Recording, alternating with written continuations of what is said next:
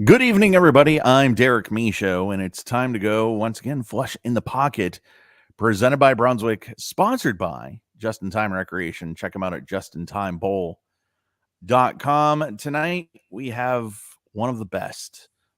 First ball rep I interview. He was the Brunswick ball rep for many, many, many years. I hounded him so many times to sign me to a contract, but we know that's not happening because he's seen me bowl. But anyway, I'm talking to Chuck Gardiner tonight, man. Chuck on the truck. How are you, buddy? I am fantastic. And Derek, you will always be a Brunswick staffer in my eyes, brother. Thank you so much, man. I appreciate that. I wasn't necessarily going for that, just so everybody knows, but I really appreciate that. And you know, this is going to be a lot of fun. Let me ask you this: when you heard about the Lewiston tragedy, what went through your mind when you heard about that horrendous event? Oh, I just felt for everybody there, and knowing that I've done several clinics in that bowling center and had so many friends and so many people that I've met over the years, and I just felt ill for every person up there, and just hoping that everybody that I knew and was okay. I was sincerely worried about a lot of our friends, right? I mean, a lot of friends up there, buddy, and people that I love and people that I think the world of, and it was Deb and I were both very upset, and but I reached out to some quite a few people. It was kind of interesting. It was nice to be able to use Facebook Messenger for something other than something weird, right? Like I got to use Facebook Messenger to reach out to people. Hey, are you okay? Can I help you with anything? And it was just, it was such a sad day. Yeah, it was so sad.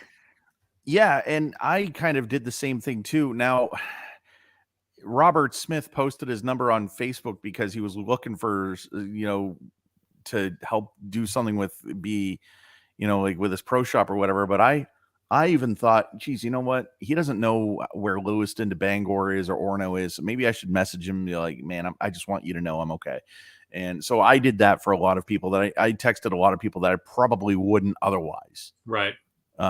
But speaking of Deb. She's on. Hi, babe. I know. Yeah, I know where I rank, though. You're her favorite guy. I'm probably her second or lower than that. No. Good to see you, Deb. Hopefully you're doing well. So you know what? We're going to get right into this. How did you start bowling? I just my parents bowled. And so when I was a little guy, my parents would bowl, and I would, get a lane at the other end of the bowling center and just go throw balls down the lane, and I enjoyed it. But I played a lot of other sports, and I raced motorcycles, and so I was, I didn't take it real seriously until I became a teenager. And but once I became a teenager, and I just enjoyed it. I just enjoyed the sport. I enjoyed the things you have to think about to get better at the sport, and the things you have to think about to improve. I'm a very process oriented guy. I love the process. People say, well, I hate practicing. I hate doing this, or I hate doing that. To me, that was everything. I loved the process, and still do. I still love the process of helping people get better, and it's just the process part of it is really fun for me, and it still is. How old were you when you started to get good? I was probably 17, 18. So just about a year ago. Yeah, about a year ago. Yeah. Yes, sir. All right. Wow. He's been on tour. Been the rep, and he hasn't been very good. No, I'm just kidding. Okay. Who coached you? I didn't really have a coach. Mhm. I practiced a lot with Del Warren and Joe Furpo and Jimmy Keith, Oh, rest Ron in peace. Dixon, Yep. all the guys that I grew up around. Mhm. We all just kind of helped each other. Mhm.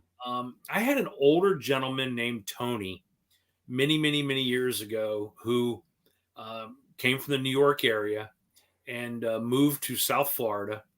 And he kind of sort of took me under his wing and said, "Hey, I'm going to teach you about the sport." And he did teach me some things, and I really enjoyed that. But as I got better, I started learning more and working with Mo Pinnell and a few other people that taught me more of the intricacies of the sport and the technical side of it. So, but Mhm. as far as a physical game coach, I really didn't have one. We all just helped each other. Yeah. It was a really tight knit group, the South Florida Bowlers. It was very tight knit group. So I'm in Port Charlotte right now. Where did you say South Florida? Yep. Jason Couch area? No, further south and on the East Coast. Um, so uh, Okay. West Palm Beach, Boynton Beach, Okay. Fort Lauderdale, that Sure. whole Okay. East Coast area. Okay. Okay. All right. Let's see here. Um, did you ever bowl any big tournaments locally? Down there, yeah, Wherever. yeah, I bowled everything. Yep. I bowled everything that I could bowl. Mhm. Um, and I got a lot of experience bowling them because a lot of the PBA guys bowled them. Back in the day, guys like Dennis and George Seropoulos, and I mean even Johnny. When Johnny P was down in Florida, he'd be down there. He'd bowl the Paul Kaysen tournaments, and Storm DeVincent bowled a lot. Obviously Mhm. Dell and all those guys, and so we bowled everything. We bowled everything we could bowl. If there wasn't a PBA regional that weekend, we were bowling something within, you know, 2, 3, 4, 5 hours, and the closer to home, the better. Mhm. So we're gonna get into your ball repping and stuff like that. Now, I want to ask you a question. I meant to ask you off air. Maybe I shouldn't ask you on the air. But when you were a Brunswick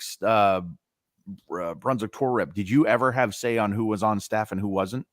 Sure. Oh yeah. Okay. All right. Yep. I did. All right. That's good to know. That's good to know. So that's gonna help me out. So, did you ever bowl on tour? I did. Yep. How'd you I do? did. Uh, Not great. I mean, I went to the pay window. I cashed a decent amount. I made cuts. Never made a show.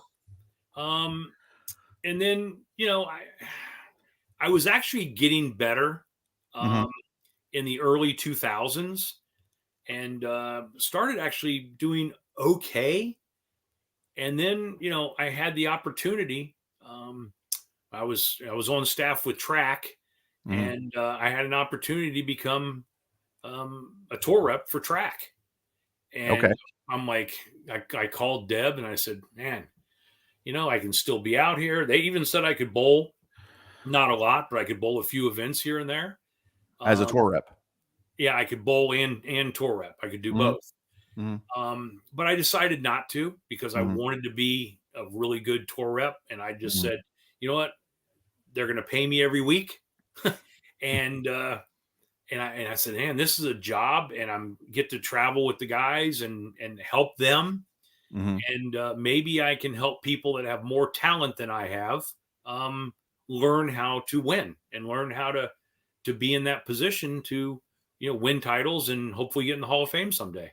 Yeah. I every tournament I've bowled, I've always went to the pay window, but a lot of times it was to ask if I could have some money, and a lot of times the answer was no. You know, it was just no.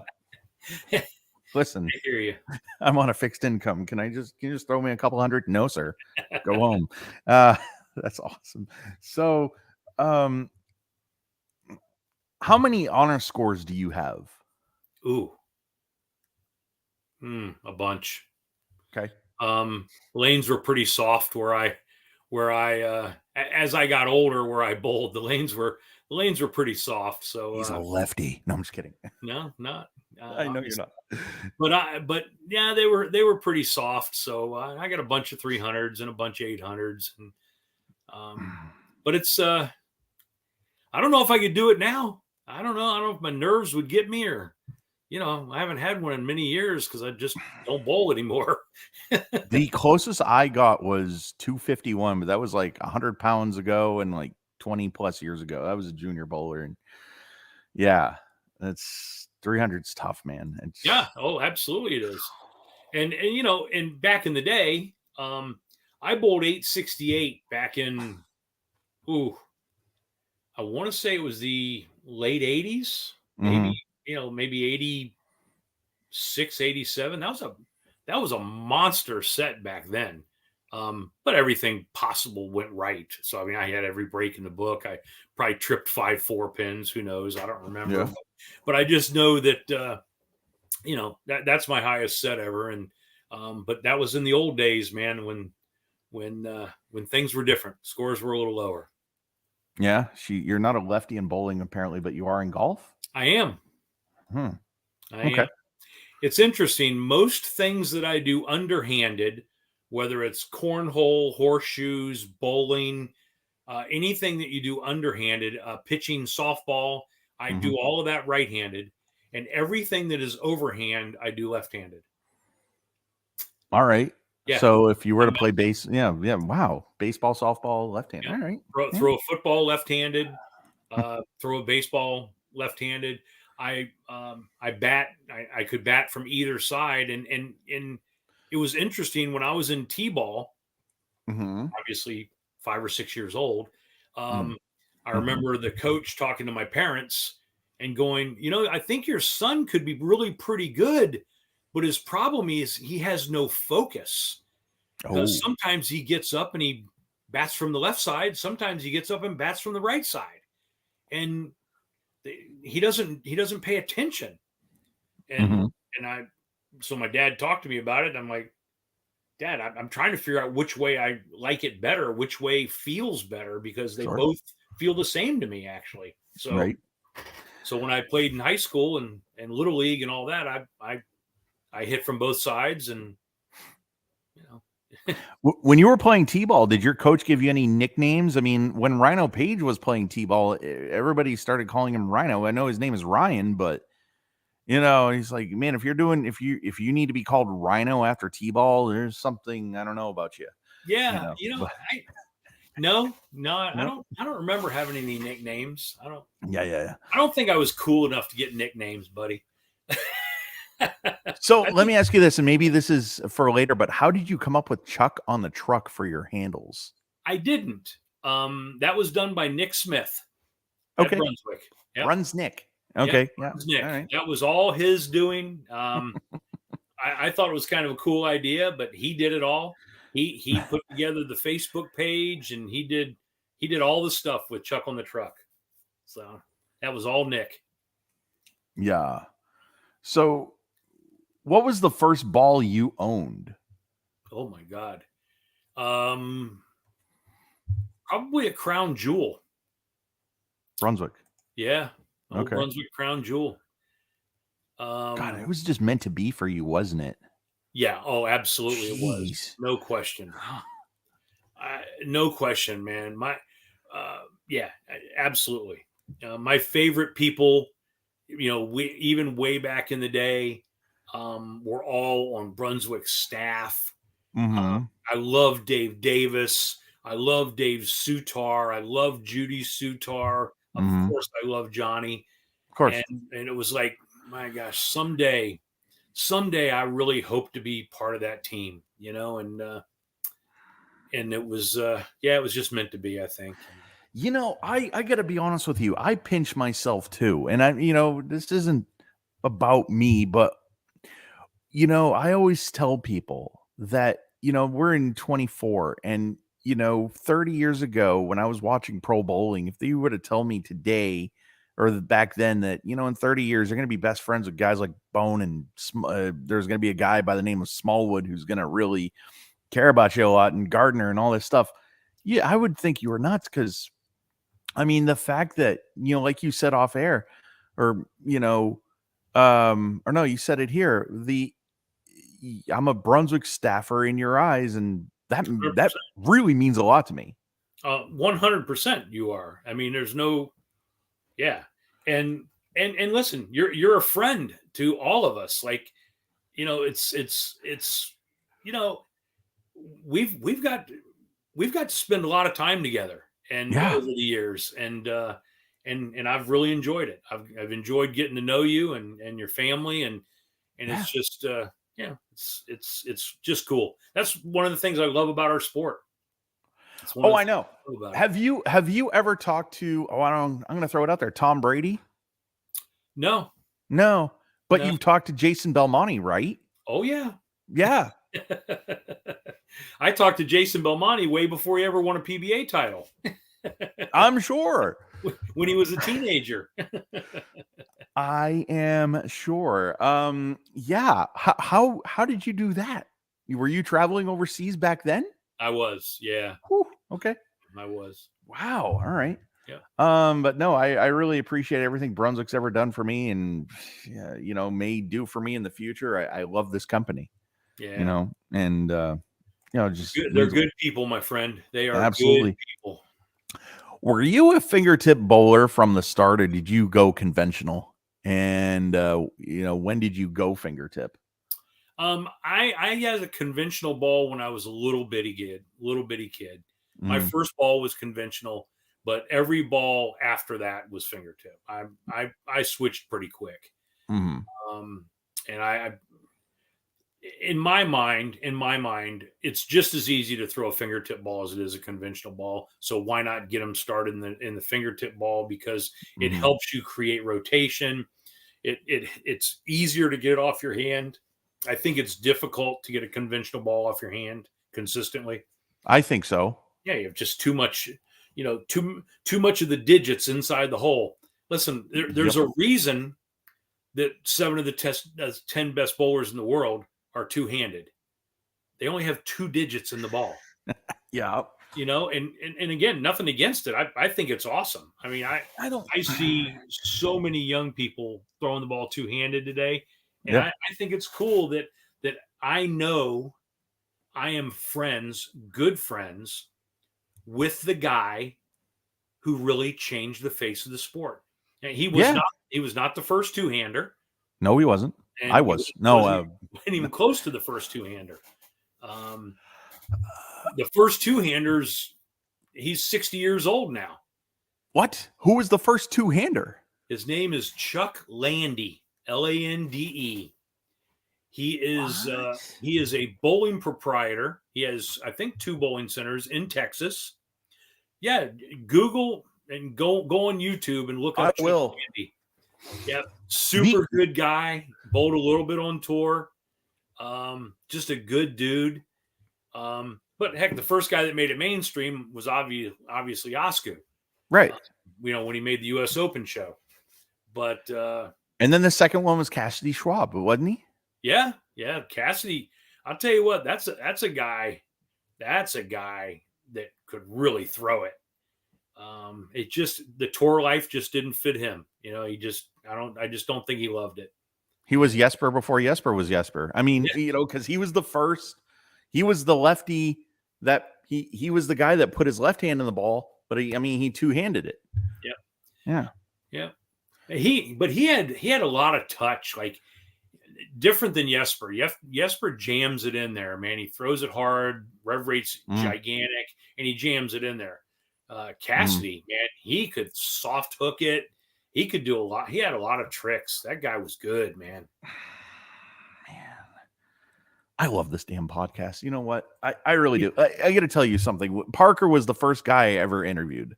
The first pro I ever interviewed. And after I interviewed him, that's why the podcast the format is the way it is. Because after I was like, you know what? I just need to interview any pro that'll be interviewed, and anybody in the bowling industry that'll let me talk to them for an hour. And now I'm talking to damn Chuck Gardiner. I mean, seriously, this is incredible. I I love gotta this. tell, I gotta tell you, my first fingertip ball was actually a storm ball. It was the Storm Thunderflash. Jimmy, Jimmy Clark. Oh yeah. When he was like trying to get me to go fingertip, and he took my Thunderflash and he made it fingertip, and I tried it and I was just like, okay, yeah. And then um, every ball after what 2008 was fingertip, and I can't imagine doing anything else. No. Oh my gosh.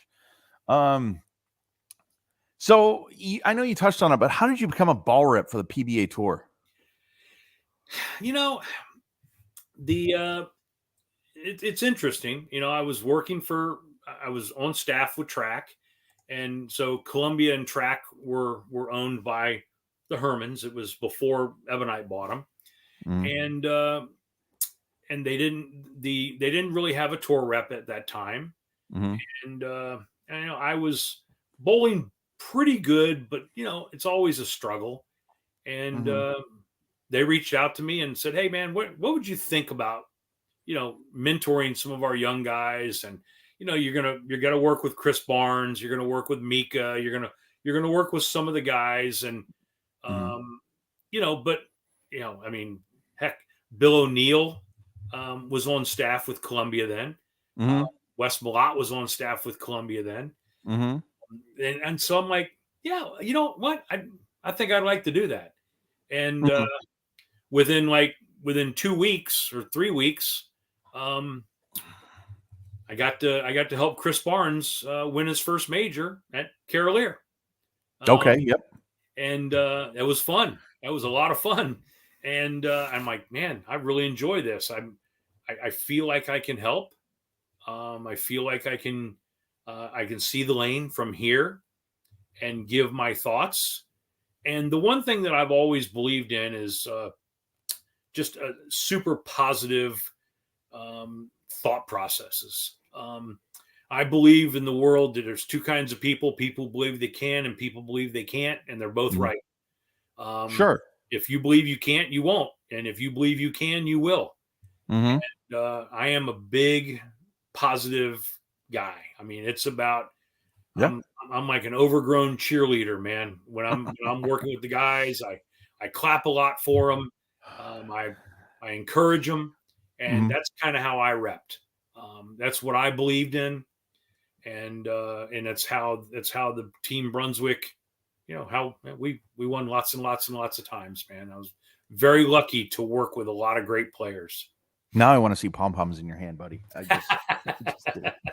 So let me ask you this: can anybody ball rep, or like, could I do it? And I'm not trying to be like, I'm not trying to, hey, let's spend an hour praising me, but I'm just curious, like, could anybody? What does it take to necessarily be a ball rep? I can tell you what it takes. The most important thing that it takes is the players have to believe in you. Mm-hmm. If they don't trust you, if they don't feel like the information you're going to give them can help them, they're Mm-hmm. never going to listen to you. Mm-hmm. And so you have to have knowledge. You have to understand ball layouts. You have to understand, different angles. You have to understand different launch angles. You have to understand, how to change rotations and how to do all the things that you can do. And then you have to see the lane, and you Mm-hmm. have to go, all right.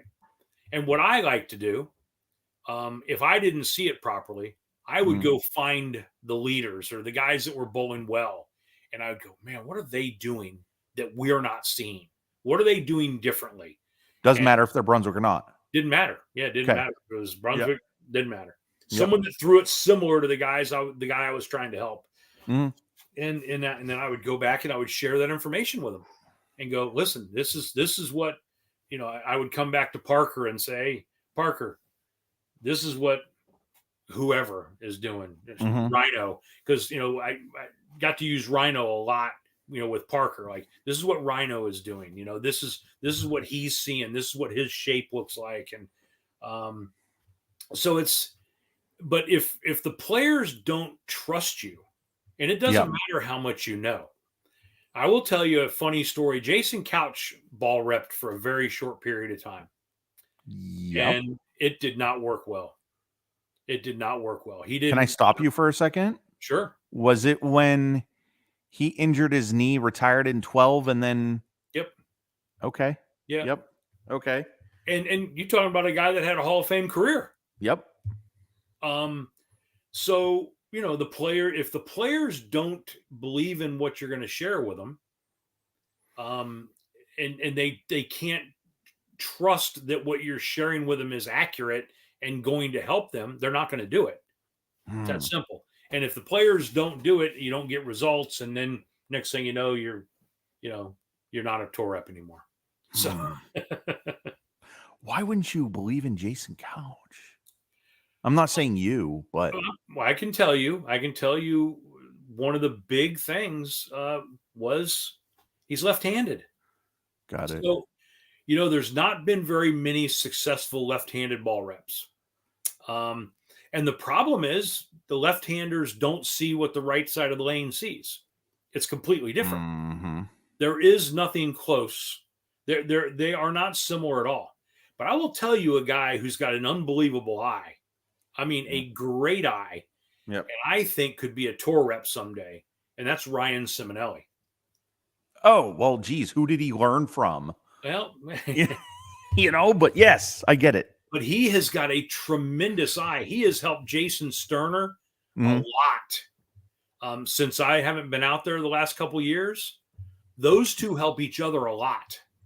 They work together, bouncing ideas off each other. And Sim's got a really good eye. I mean, a good eye. I think when his bowling days are over, I think he'd make a tremendous tour rep. You heard it here. I mean, but isn't it kind of backwards though? Like if I'm left-handed, which trust me, I'm anything but. You've seen me, obviously. But if I'm left-handed, I'm like, Chuck, I'm leaving a whole bunch of 6-pin. It's just like leaving a 4-pin, except for the other side. Why couldn't you not necessarily you, but why couldn't somebody help a righty or a lefty in that? Well, you're leaving a 6-pin or you're leaving a 4-pin, move. Because the lanes transition completely different. Because the average PBA tournament, there's going to be 6 left-handers in the entire tournament, and everybody else is going to be right-handed. So the right side of the lane changes so much quicker and so differently than the left side does. And the other thing you need to remember is left-handers throw a lot of urethane, a ton of urethane. Oh, a ton. So they transition the lane way different than the right side of the lane does. Because, when you look at the rev rates and how much angle the right-handers play, you don't see left-handers playing the kind of angles that Belmo and Simonson and EJ and all those guys play. The right side of the lane is just a completely different animal. So if they haven't experienced it from a player's standpoint, it's hard for them to give that information to the player, sure. even if their information is correct. And I will tell you, you make a good point. Some of the information they would share with them would be correct. But for them to hear it from someone who's never experienced that, right, kind of goes, I don't know. It's kind of what I go through a little bit, because I take one step, I throw the ball the way I do because I have a disability. Right. I feel like I'm hard to coach because nobody throws it like me. I guarantee you won't find one other person that throws it like me. Yeah, there's not a lot, that's for sure. There's not a lot. That's for sure. But listen, you've had a lot of success. You've bowled really well for a long time. Yeah. And yeah. So I don't know. I think at some of our camps that you were at, I think we made some progress. I think. No, I do. No, definitely. And I think somebody asked me one time, geez, this is just a mini camp. Why are your eyes so intense? I said, because you know what? How many times am I going to get a chance to bowl in front of these guys? So I need to show them what my heart looks like. Yeah. So, absolutely. Yeah. Let me ask you this. Who is the easiest person you've ever ball repped for? Easiest ever. Um, I'm gonna say one of the easiest ever was Parker. Um, just because of his personality. Like he is such an easygoing guy. You know, another one that was really easy to rip for was Smallwood. Oh Um, God. because you know they're easygoing guys. They're not guys that get too bent out of shape. They're not guys that get pissed off at the drop of a hat, and they're appreciative of your help. That that is one thing that both those guys have a lot are we're very much in common. Very appreciative of the help, and I think they were both fairly easy to work with.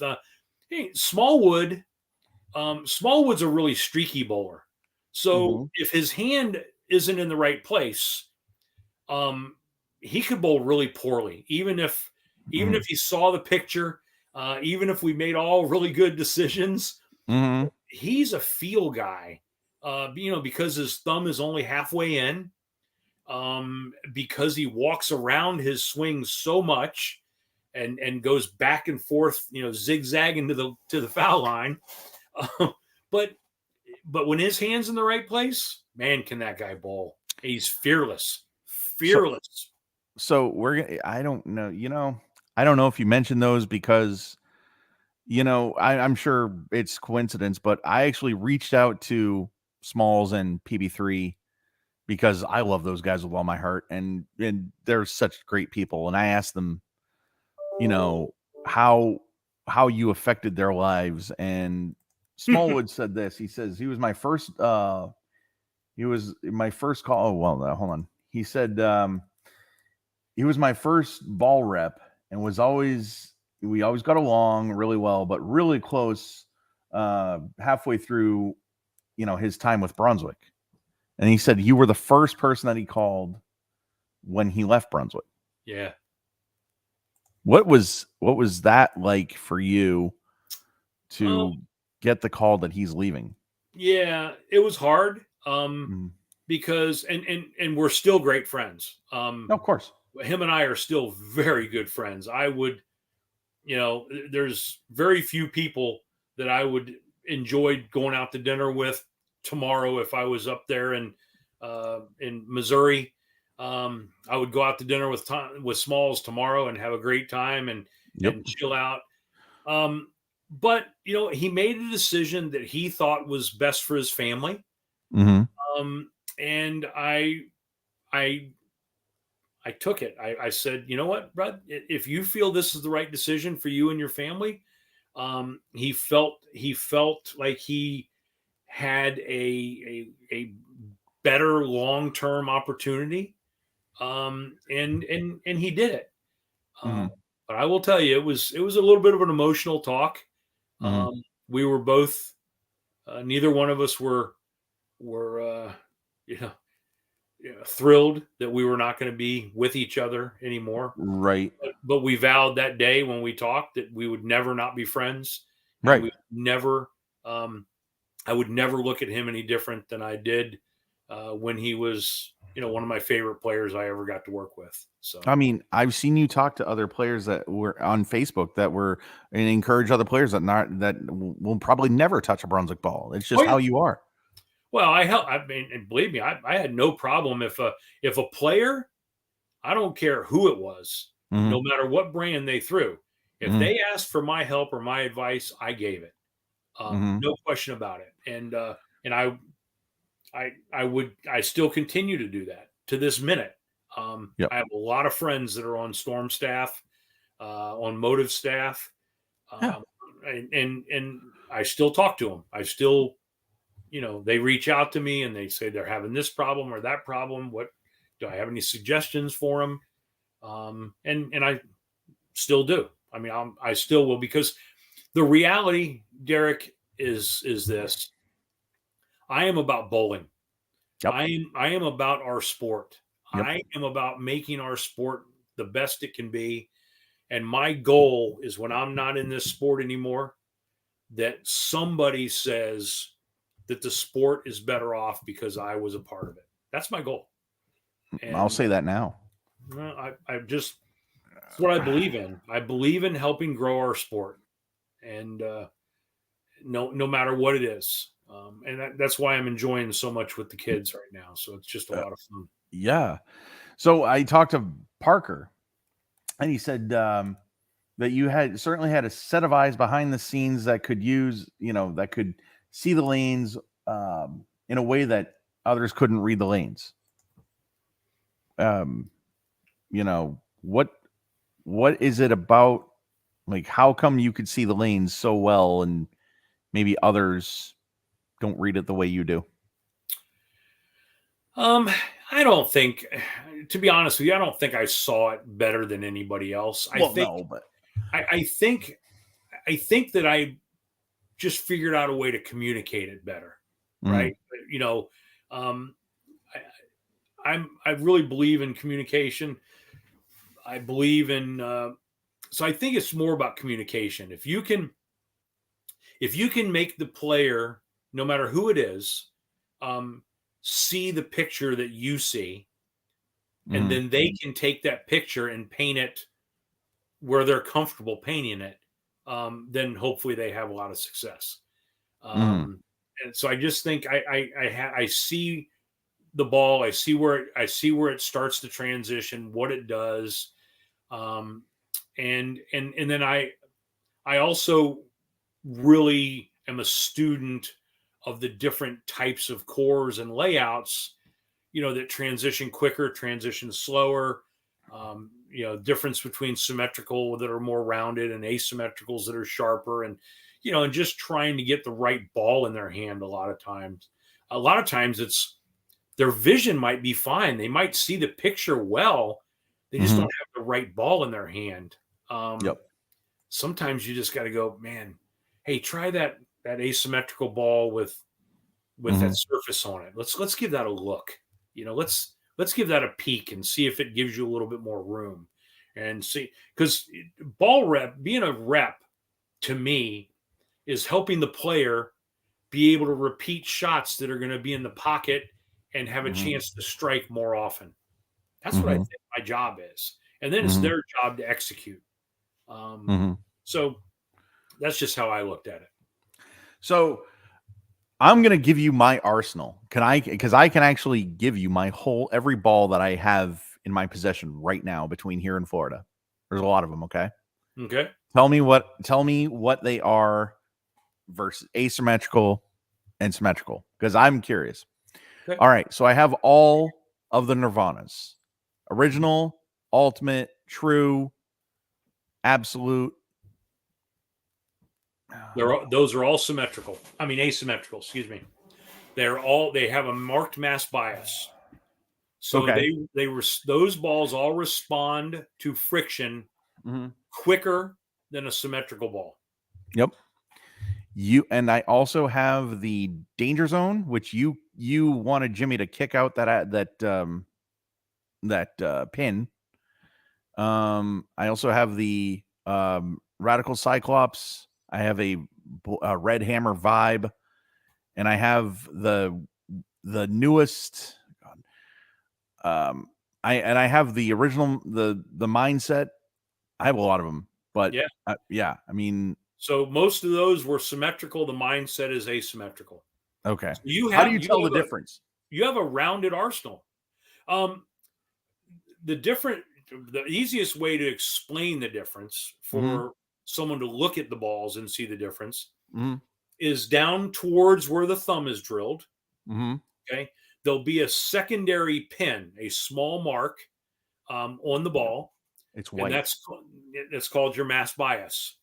A Yep. symmetrical ball does not have a marked mass bias, even though a symmetrical ball does have a mass bias once you drill it. Okay. Okay, people get a little confused about that, but when you drill a symmetrical ball, the thumb becomes the mass bias Okay. because it's the largest void in the ball. So the ball, if you put the ball in a determinator, a symmetrical ball will always spin to the thumb. Hmm. If you put an asymmetrical ball in the determinator, the ball will spin to the mass bias. Hmm. Okay. So so this is also what Parker said. He said you're someone that you can certainly he can certainly trust and call him a very very very close friend. He is certainly the guy that would have your back, and I agree with that 100% completely. Yeah. And by the way, Parker's the same way, right? Oh my Parker's the god. guy that you know's got your back, right? Always.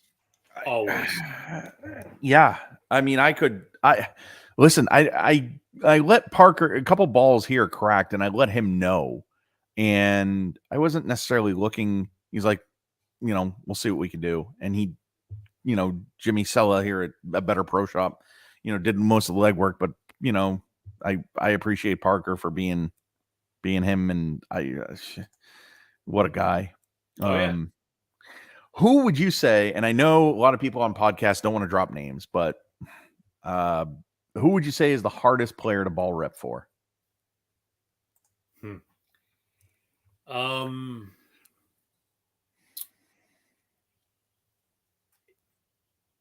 Anybody who is not open-minded Oh, or show any appreciation. oh yeah. Those guys are miserable to rep for.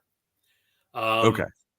I won't call anybody out in their name, but that's Mm, I'm you know, right. depending on who's listening, they can probably figure out who Yeah. some of the people are that I'm talking about. So All right. All right. So when you tagged the post on Facebook about tonight's podcast, and I said, what was my favorite, I teased, I was going to tell my favorite memory of Chuck. And I told him off air and he didn't remember it, but I'll never forget it.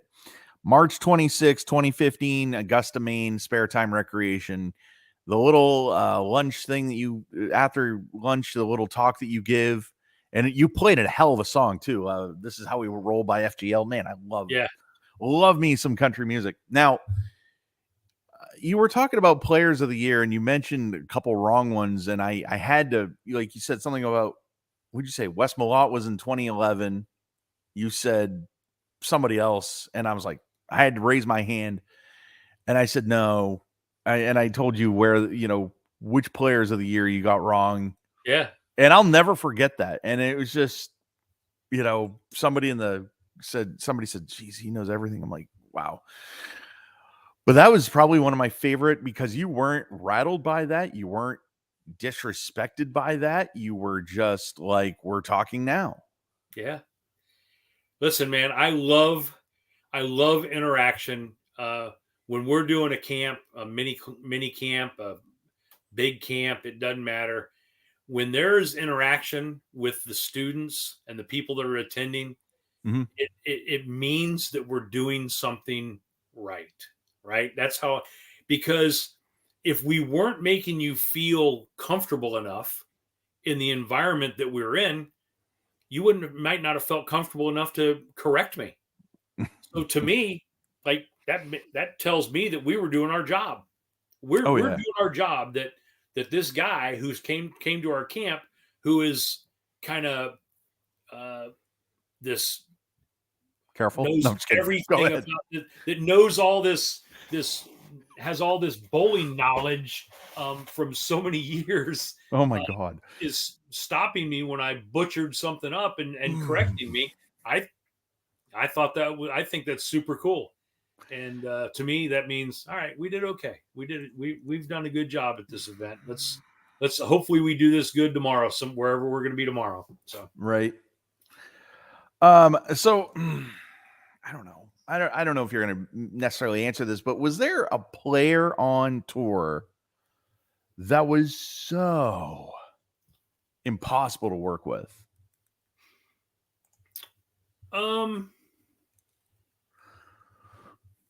no, I don't think so. Okay. Um, no, I don't think so. I think you know, just like everything else, things run their course. And I got to the spot with a couple of players over the years that you know I just didn't think that we were a good fit with each other anymore. Hmm. I didn't think they were a good fit for Brunswick, and we moved on. Mm-hmm. You know, and but it doesn't mean that they were impossible to work with. It means that, you know, we just decided, whether together, whether we sat down and talked about it together, um, or, you know, I talked about it with the management at Brunswick, Mm-hmm. and then we would just decide to move on. So every year, we would start talking about contracts, Mm-hmm. for the tour players in around Mm-hmm. October, Mm-hmm. and because the tour player contracts go January to December Mm-hmm. for Brunswick. Now I don't know about for Storm or Motive, but Right. that's Right. and then the regional contracts are you know, start in April, so they're a different time. So because trying to get all those contracts done at one time with so many staffers, it was very difficult. So Oh, uh, sure. so the tour players, we started on working on it in October, and the first thing we would do is talk as a group. You know, the management at Brunswick, myself, if I had an assistant out on tour at that time, we would Mm-hmm. talk, Mm-hmm. and then you know, discuss whether we thought, you know, the person was a good fit for our company, right? Mm-hmm. And do we want to keep this person as part of our staff and part of our company? Mm-hmm. And then we would begin to talk to them about, you know, are you interested in staying with us? And if you are, you know, um, here's what we can do, and you know, we'd like for you to be part of our team. And if they weren't, then we would tell them as soon as we could, and just say, listen, we kind of decided we're gonna, you know, Yep. move on, and let you explore some other opportunities, Yep. and just see if you can find a better fit, see if somewhere you Mm-hmm. can move on and be happier. Right. um, because, you know, if there's someone that's not happy on the team, um, they can be a big distraction. Oh, sure. Just like any other sport, right? Yep. Yep. Even though it's an individual sport, I didn't operate it that way, right? The Brunswick No. staffers did not operate as an individual group.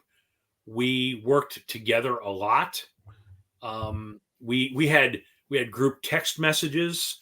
If there was a terrible pair in the house, uh, someone would put it in the group text message, and go, "Hey, 15 and 16 is atrocious. Lane 15's 5 boards tighter than 16. Mm-hmm. You know, this is what's happening."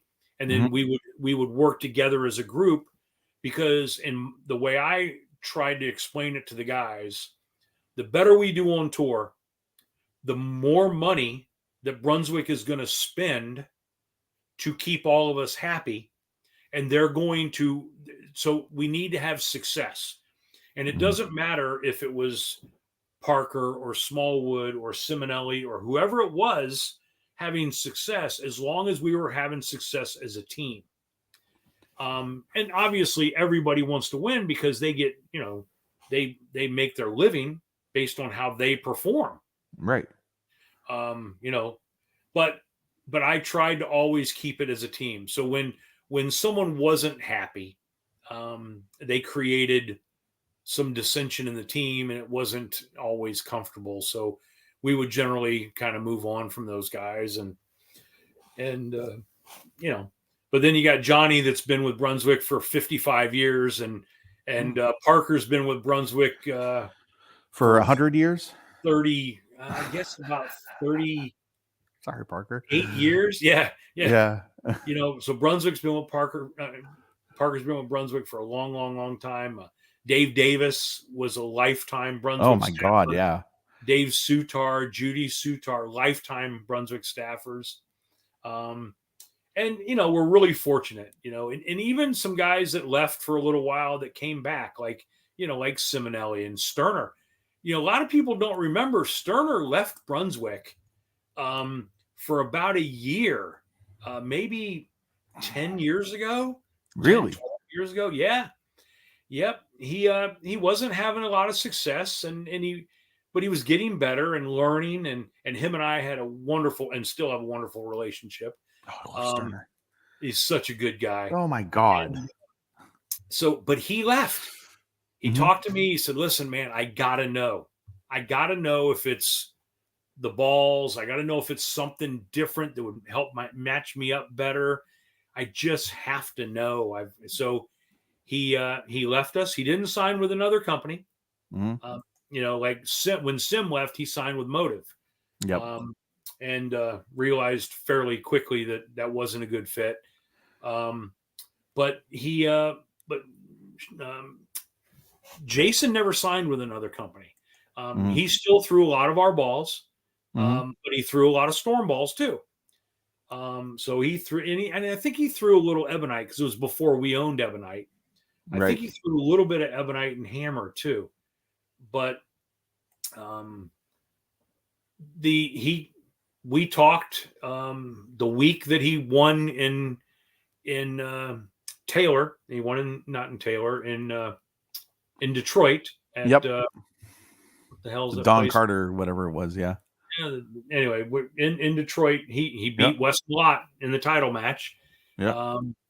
And but that week before the tournament started, he came out to the truck and he said, "Hey, bud, I'm not saying that I want to re-sign, but I want you and I to start working together. And if you guys would have me back, I would love to come back.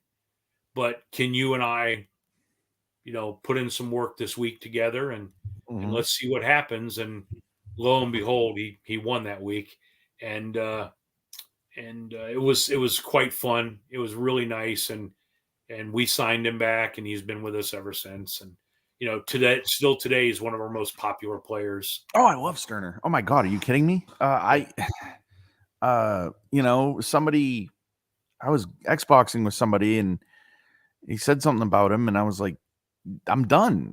Like if you're gonna bash somebody that is a Brunswick guy, to me, that's like stabbing me in the heart, because Brunswick to me is, God, I've been throwing their stuff since '99, and I can't imagine. We're, like you said, we're all family.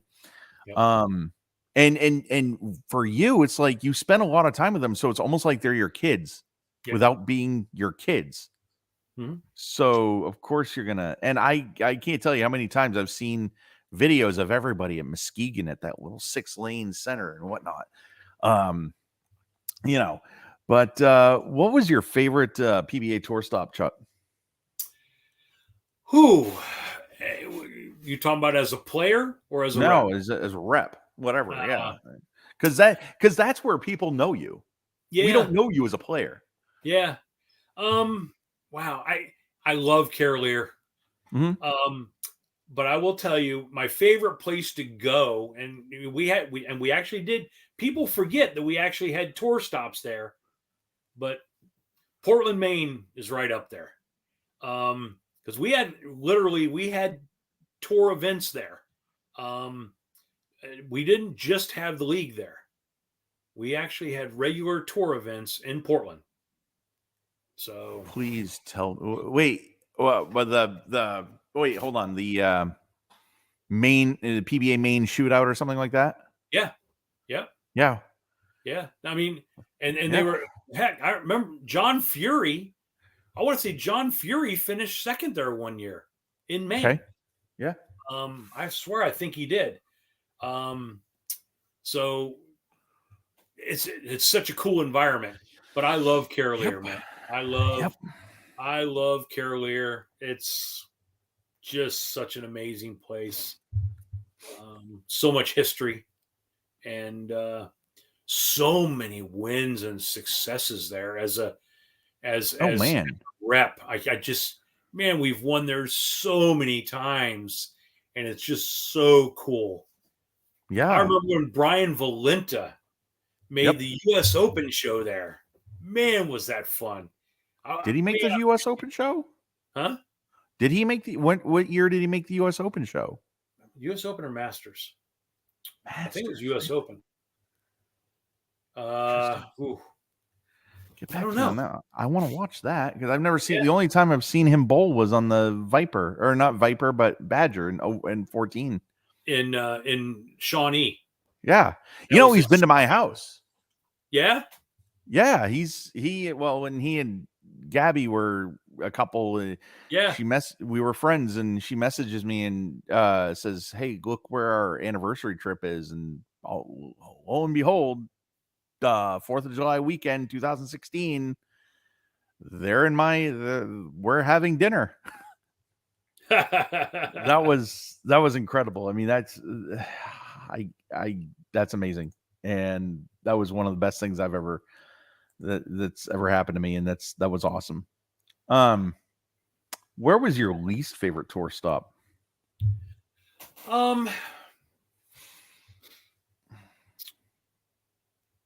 Ooh. Wow.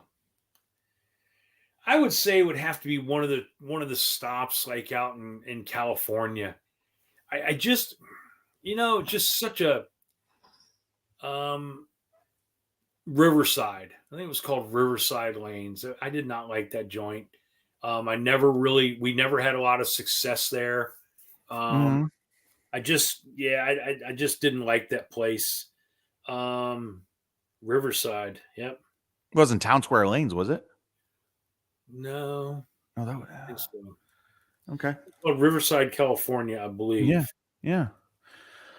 All right. So, kind of going off the sheet, before we get to the next one, what was your favorite memory? Your favorite memory of being a Brunswick ball rep, and the worst memory of being a Brunswick ball rep? Ooh. My favorite memory.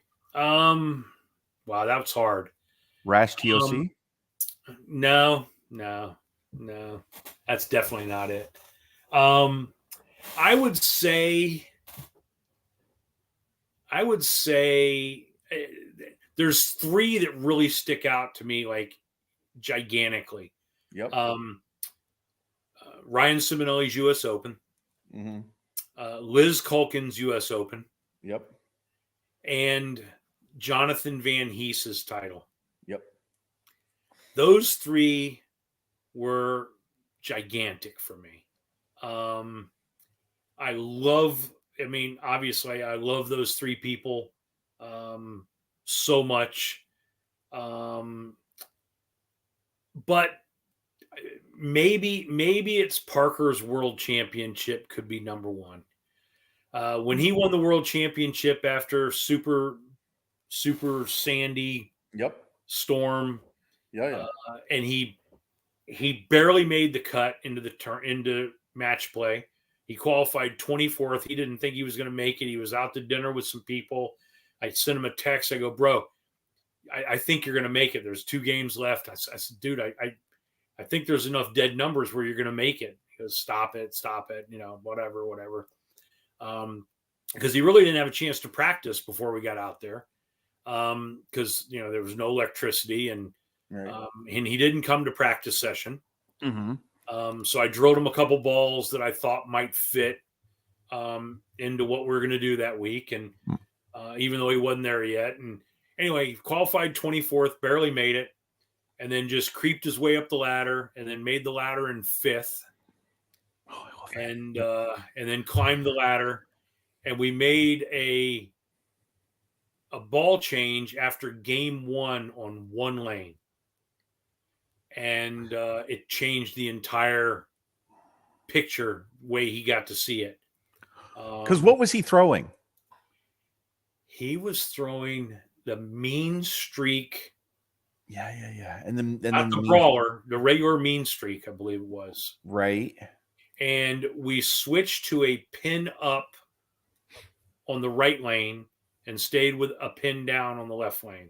Sure. Yeah. Because pin up means that it's going to hook later, and pin down means it's going to hook earlier, right? Well, pin down means it's going to be smoother and rollier. Pin up means it's going to respond to the friction quicker, harder. So it creates that illusion that it's going to hook more down lane, but it's actually just an illusion.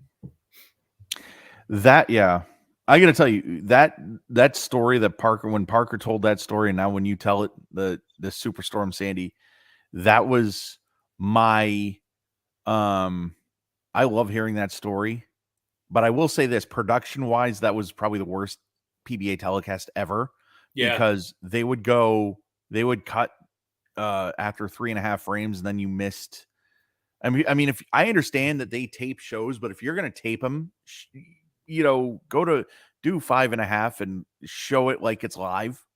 That just drove me up a wall. I actually thought that show was live though. I don't know. You know what? No, because he won it. No, I think he won it on December 29 of 13 or 12. And yeah, I don't know. I don't think that was live. No? But it could have been. I don't think so. Yeah, I don't remember. But I don't remember either. I just yeah. remember. But when you're so blessed like I am to have worked with so many great people and had so many awesome experiences, like being there for Johnny when he won in the 6th decade. Oh, That man. was super cool, but that wasn't on TV. Okay.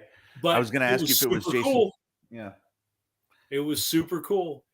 So it just, just so many great experiences, man. I can't tell you, so many great experiences. Yeah. I mean, that's awesome. What was maybe a not so fond memory of a Brunswick like match or as a Brunswick ball rep? I think one of the really tough ones for me was I guess it's about 3 years ago now. When the Masters of the U.S. Open, we're in Reno, and we had 3 guys on the show, and it was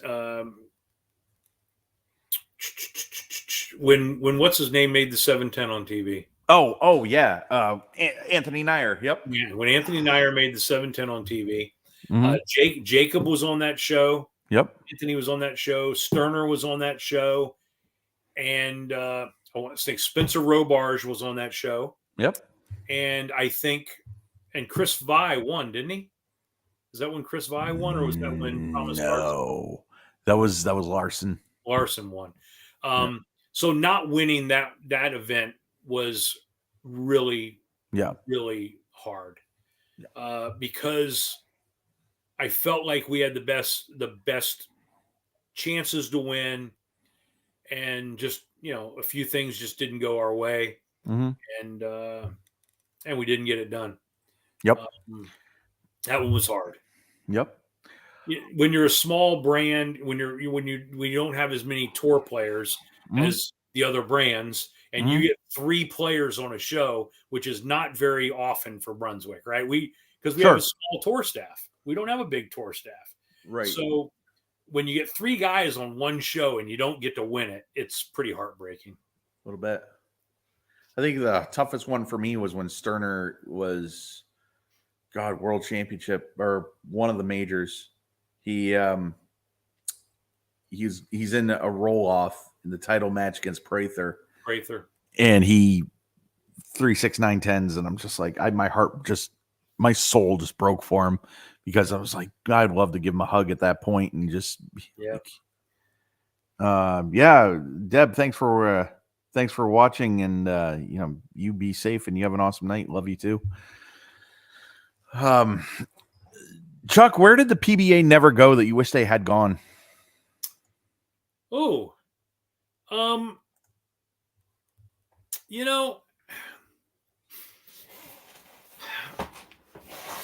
I think where we didn't go that I wish we'd have gone is, I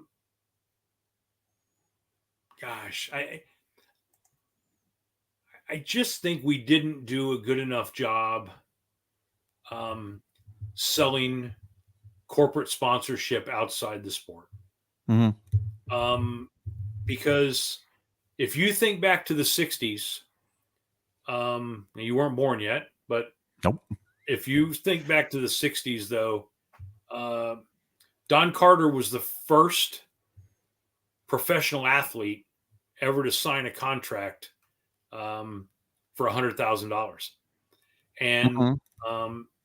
The bowlers made the same amount of money basically as the PGA Tour golfers did. And the PGA did what they did. Mhm. And, those guys are making a couple $1,000,000 for winning an event now. And I don't know that I'm not sure. I don't think it was anybody's fault. Mhm. I just think the strategy needed to be way different back in the day Yep. to somehow convince corporate America that bowling is a sport for everybody. And I Sure. just don't know that we did that. Um, I mean, if you look at bowling now, it's way more mainstream now. I Mhm. mean, it's in it's on TV commercials all the time now. Mhm. There's all kinds of bowling everywhere. Bolero's done a great job with their big high dollar centers like in Manhattan and Mhm. places like that. They do millions and millions of dollars a month, and it's cool. Um, Mhm. but we haven't figured out how to translate that into a way for more players to make more money, to be able to make a living on tour. Mhm. And that's the most disappointing thing for me. Mhm. I sure wish that the players had more opportunities to make more money and be able to support their families in the lifestyle that most professional athletes get to support their families. Mhm. So Yep. I I wish got there was something I could have done about it. Yeah. I got two. I got Yankee Lanes Portland before it was Spare Time, when it was 32 lanes, and Yankee Lanes Brunswick when it was open. It was a 32 lane center. I would have loved to have seen, because I've been thinking about it, and I think you guys went to Sproul Lanes in Springfield, Pennsylvania, and then I thought about it, and that's got what, 30, 32, 36. I used to email the PBA and say, would you guys ever come to Maine? Well, we need a place that's got 40 lanes. And so I was like, man, I wish they would go to Portland, Yankee, and because I mean 32, you guys could have easily done it with 32, couldn't you? Oh yeah, oh yeah, Yeah, I mean, my gosh. yeah. Yeah. Um, what's a PBA rule you agree with? I agree with most of them. I Okay. mean, I think the PBA does a pretty good job with their rules.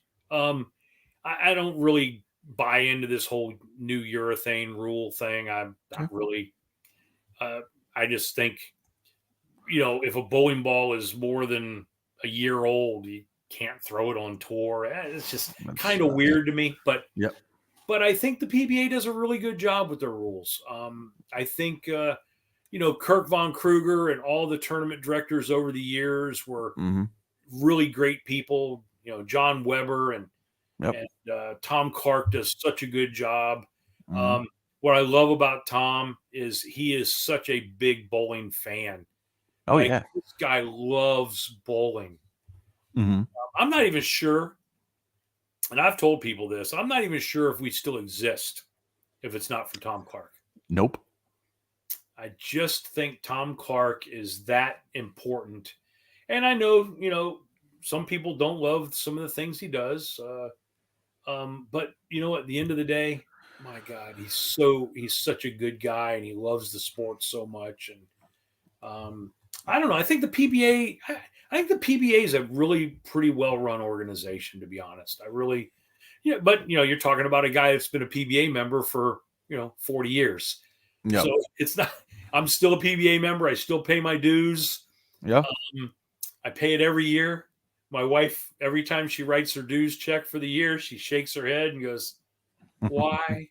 I go, "Because it's my organization, man. This is why I am who I am today, because of the PBA and the platform they gave me." Now, can somebody be a PBA member without, like, could I pay those dues and be a member without bowling the tournaments? Obviously, I don't qualify to bowl the tournaments.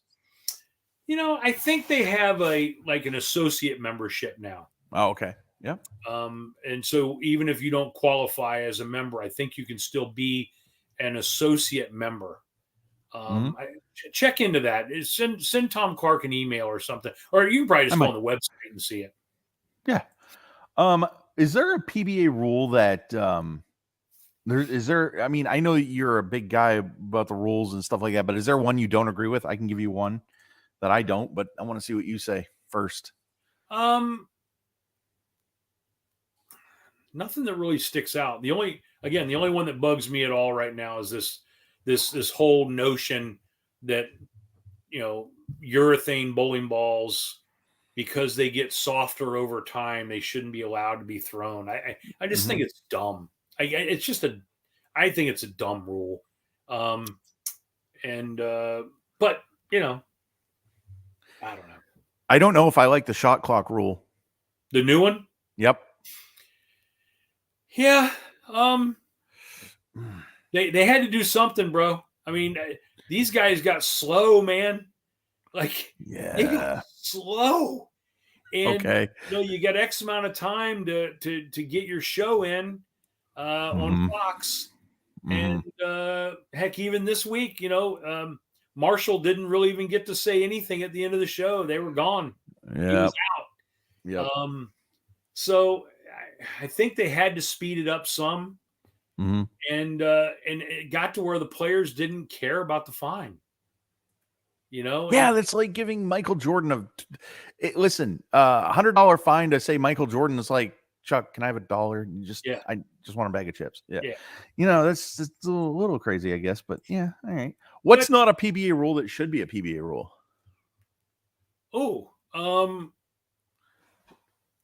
Wow. I think you got to figure out a way to make the players more obligated to be fan friendly. I don't know how that rule works, but I will tell you that I believe that every person who comes to a PBA event should feel valued. And they should, and I think it's important that we as players or celebrities or whatever you are, whatever, I don't even know, I'm not anything anymore, but but when a fan came to an event and I was there, one thing I did every single Sunday before the show, I would get there with my players, get them all situated, and the fans are waiting outside to come in. They're waiting in line.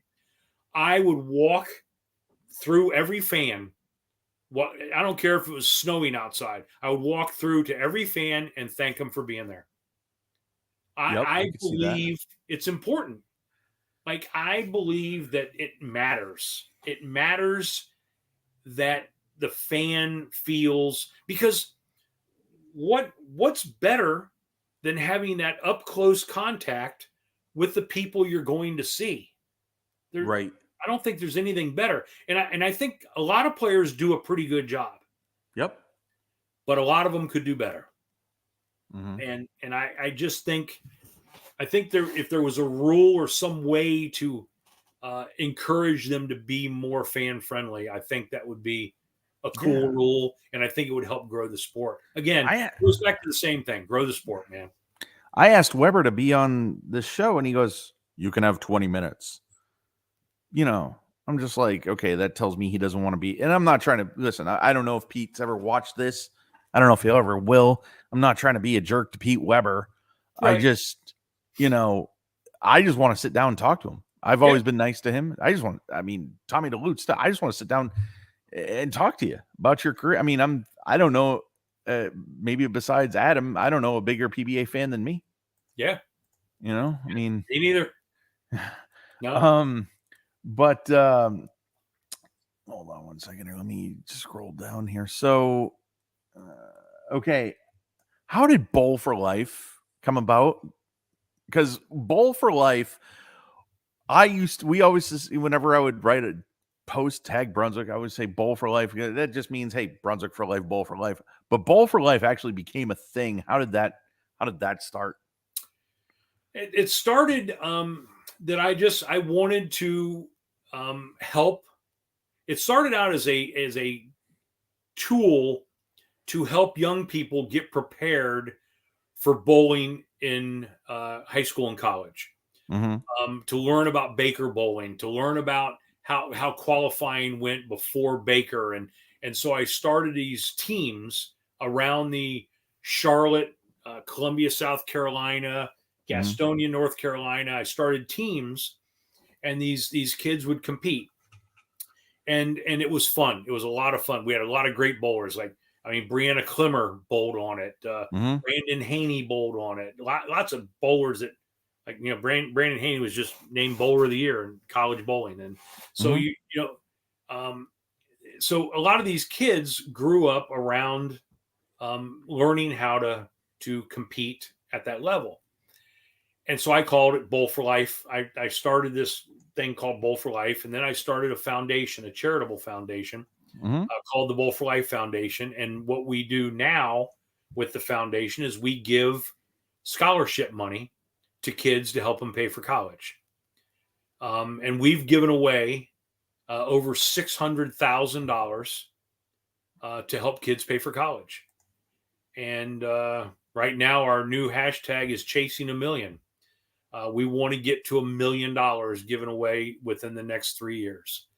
The last 3 years, we've given away $150,000 every year. So in the last 3 years, we've given away $450,000. So I go out, we raise the money. My family runs the foundation. Yep. I raise the money. Storm is a big sponsor. Brunswick's a big sponsor. Bolify is a big sponsor. Lots of the shirt apparel companies are sponsors, and we raise money, and we give back every single dollar that we raise. Every dollar. Nothing goes anywhere else except for directly to the kids. Yeah. And, well, I'm on Bolify staff, right? I know you are. Yeah. I'm very proud of that. And Bolify, we have a great relationship with Bolify, with Bowl for Life and with the Brunswick Youth Experience. We do, we do some events with them. And matter of fact, I do an event. This will be my third year in a row doing it on Easter Sunday. Yep. I go to a youth event that they put on Easter Sunday. And for the last 3 years, we've filled the event. The last 2 years, this will be the third year in a row. I've brought Dasha. Oh God, I love her. And or another pro with me to the events. And we've had a great, and Dasha's coming again this year.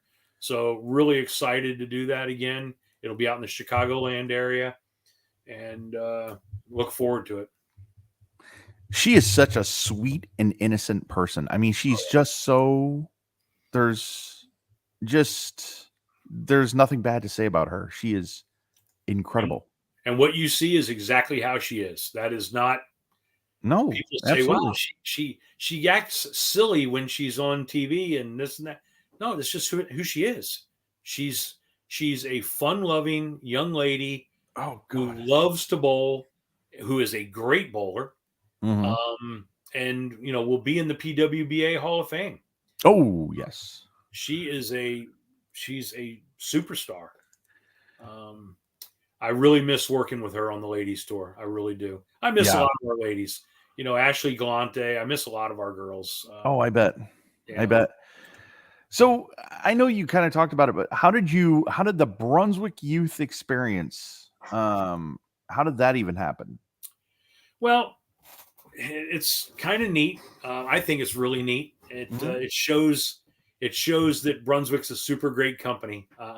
So I enjoy telling this quick story. I was going to retire. So 2020, went up to Brunswick in October.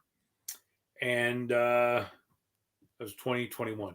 Went up to Brunswick in October and sat down with my boss men.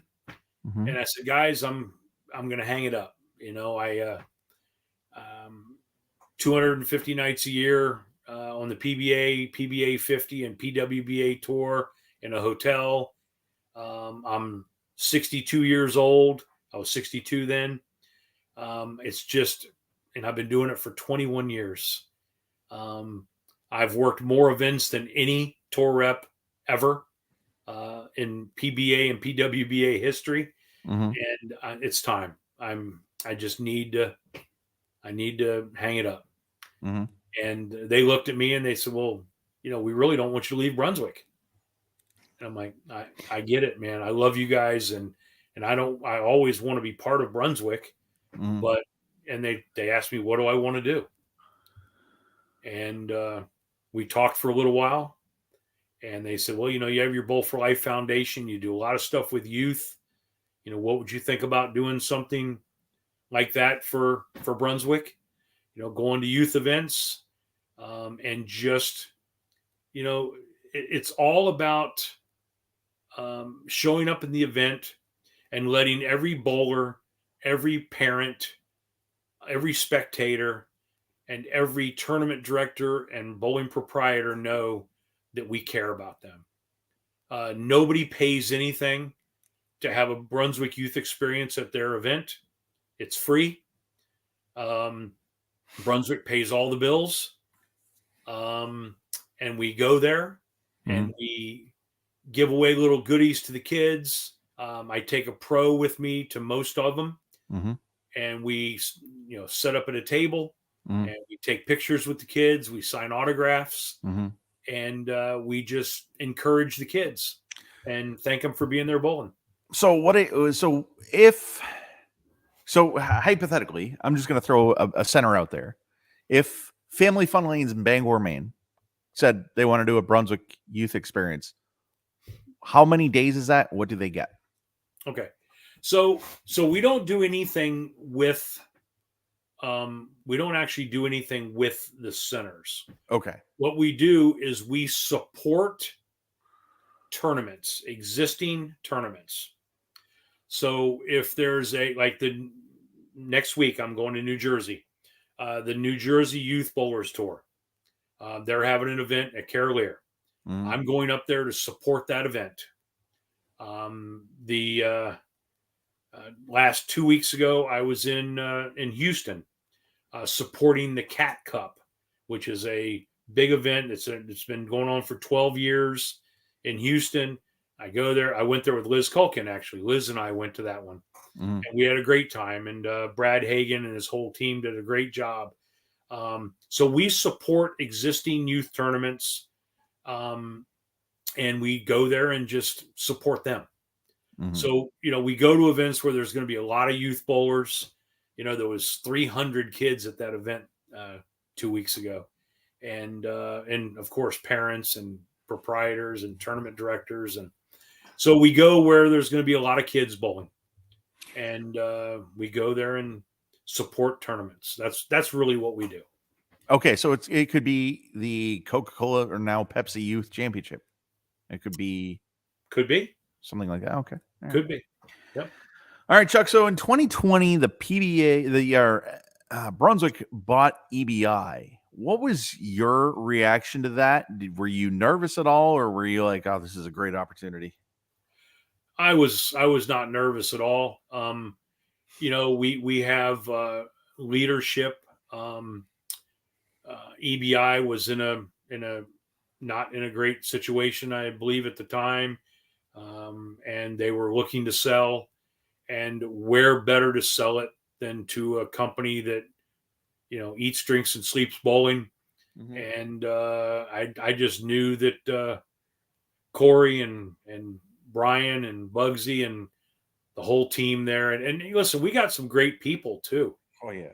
That came from Ebonite and work at Brunswick now. I mean, great people. Yep. Dave Watka and Adam Ishman and Randy Teitloff and we Rich Hansen. We got some wonderful people out of that deal too, Mm-hmm. that now work for Brunswick and make Brunswick better, right? So I think I felt all along it was going to be a winning thing. It was going to help Brunswick, Mm-hmm. and I think Brunswick's done a really nice job helping, rebuild those brands a little bit. Hammer's probably the number one selling ball company in the world now.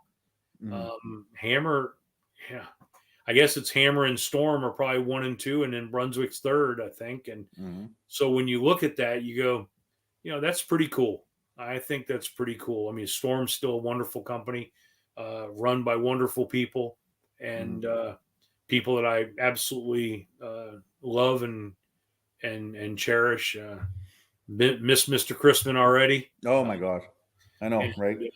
But Dave Davis, Jimmy Keith, you mentioned a while ago. Rest in peace, all of them. I mean, gosh. Yeah. If and I love it because Dave Watka, I'll mention this on air. I said, I tried to get sponsorship for the podcast, and he says, "Well, I can't do, whatever." He says, "What if I sent you a ball and a few shirts?" If and that's why I say presented by Brunswick. If you say our name or whatever, and I says, "Absolutely." He says, "You could drill them up, or you could raffle them." I says, I haven't thrown new stuff in a long time, so I drilled them up, and I thank him for that. Watka's a great guy. I mean, yeah, seriously. absolutely wonderful. Oh my gosh. So we've done the regular portion of this. We do a thing. I don't know, when was the last time you bowled 300, Chuck? Ooh, probably 10 years ago, buddy. Oh, okay. I was gonna say, was it when Ed Lubanski was around? No, I'm just kidding. So I'm an ass. But listen, so we do a thing, because it's called flush in the pocket. Not every strike when you bowl 300 is flush in the pocket, but they all go down. So just 12 questions, just for fun. What is your favorite food? Mexican. Okay. No question. Mexican. So like anything like taco salad, burritos, tacos, all of it? Everything. Okay. I am a Mexican fanatic. There you go. Sour cream guy? Nope, no sour cream. No sour cream and no guacamole. Oh my God. Okay. Yep. I know the answer to this, but favorite music? Country. I didn't know there was another kind. I love you, man. Check out my radio station. I mean, seriously, nobody plays more country than, who's your favorite artist? Ooh. Right now, I don't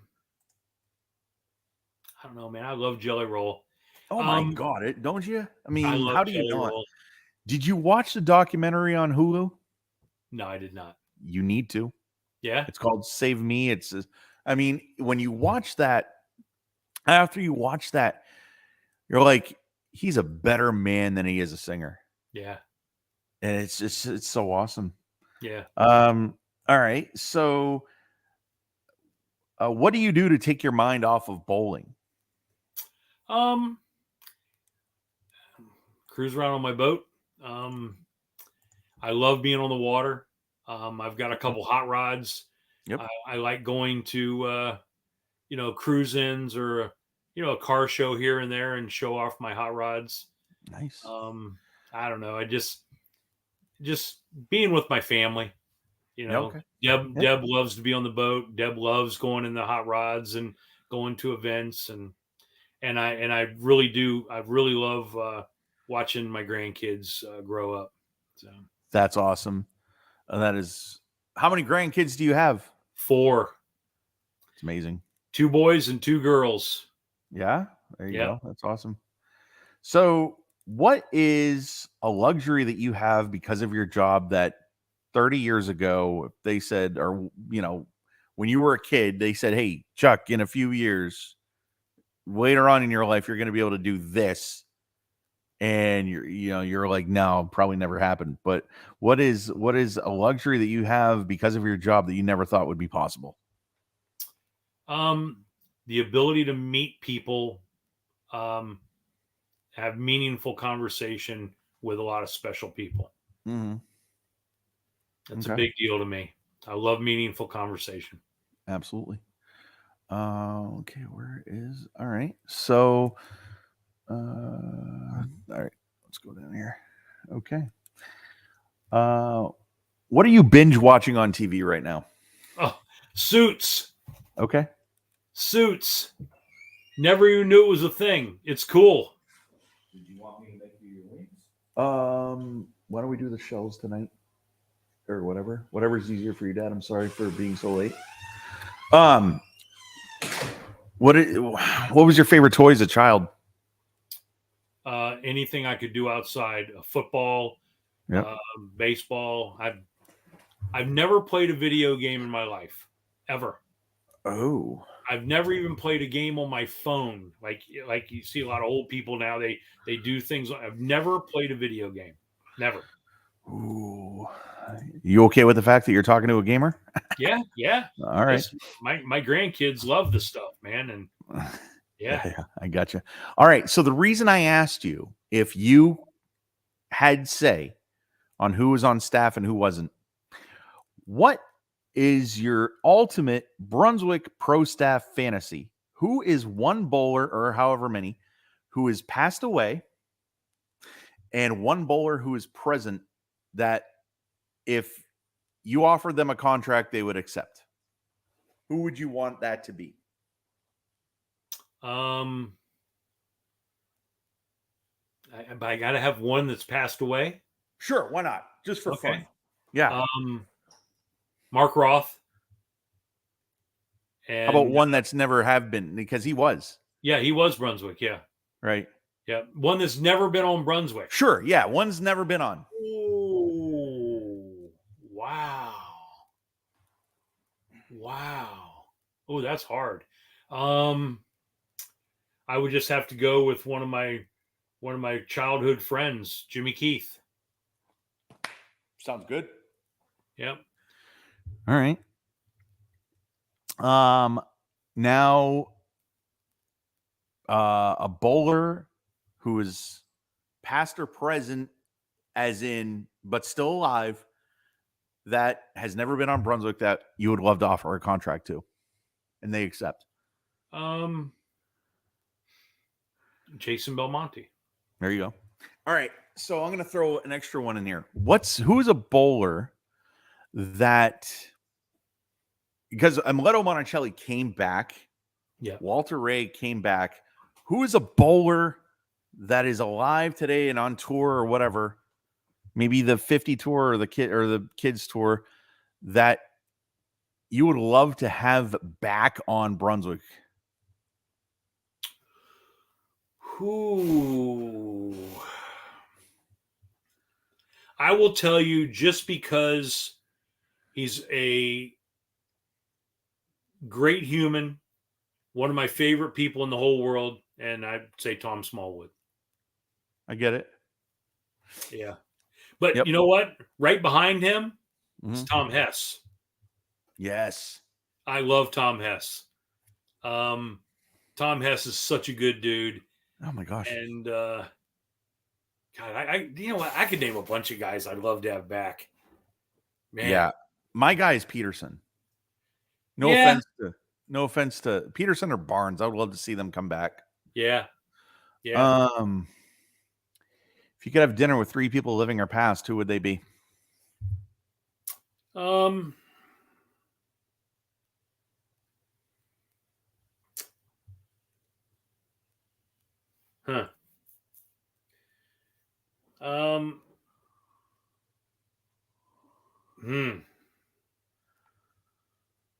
Wow. That's hard, bro. 3 people, huh? Well, I can tell you Parker would be one of them. There's no question. Parker's going to be at my dinner table. That's my bucket list. Yep. Yeah. The guy, my boss, he wasn't my first boss, but my second boss at Brunswick, who's passed away, Brent Perrier. Okay. Brent was an amazing guy. And probably the guy that was responsible for getting me to Brunswick, Tony Mendiola. Mm-hmm. So, all right. So I guess I have a question in there. I'm not big celebrity guy, so it wouldn't be celebrities. It's just not really my thing. That's all right.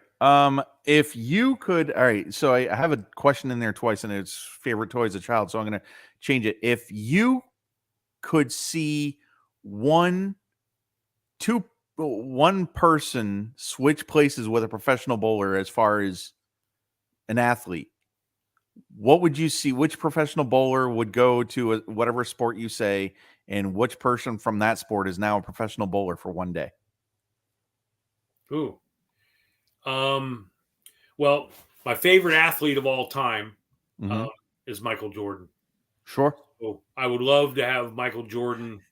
And I, you know what I would do? I Mm-hmm. would probably say the best basketball player that I've ever seen that's a bowler, and send him over and play professional basketball for a day, and that would be Mark Baker. Okay. Yeah, Mark Baker was a pretty good basketball player. There we go. All right. So if you, I don't know if you're I know you're a boat guy, but if you could swim in one body of water for the rest of your life, either a pool, an ocean, or a lake, you can only have one for the rest of your life. What is it? Pool. Okay. Yep. Right there with you. Can't get bitten by a shark. No, I live on a lake. I live on a Yeah. beautiful lake, So but do I my have a parents. Yep. pool, and Yep. I don't swim in the lake that much. Nope. I don't like the clay bottoms that are in Carolina lakes. Exactly. Party all night or quiet night at home? Quiet night at home, brother. There you go. You know, I've known you for a long time, and you've really impacted my life in a positive way. I just want you to know that. So the final question is, how do you want to best be remembered? Um, that I made a difference. I just want people to feel that life, being a friend of mine, or that I've made a difference in not only in people's lives, but I've made a difference in the sport, and I've made a difference in the community. Yeah. I just want to be known that I made a difference, because Yep. I enjoy trying to make a difference. Awesome, man. Well, that was Flush in the Pocket with the great Chuck Gardiner. Man, thank you so much for doing this. You are And welcome, buddy. I hope I wasn't I hope the questions were all right and whatnot. But Everything our was next just fine. everything yeah, that's awesome. Our next guest is Linda Barnes on Wednesday. Awesome. Yeah, it's gonna be great. So I gotta set up that episode and I What a don't know. wonderful lady, man. Yeah, I love Linda. She's one of my favorite people. No matter how many times Chris and I would, not see eye to eye, mhm. Linda would always go, Chuck, I know, I know, I know. There you go. But she was always that person that was always there to help mend us whenever we Yeah. didn't whenever things didn't go well. There you go. Well, Chuck, All right, thank you buddy. so much for your time. And, my best to Deb and the rest of your family. And, I will talk to you soon, my friend. You have an amazing night. Thank you, buddy. Have a good All night. right, buddy. You too, bud. Bye.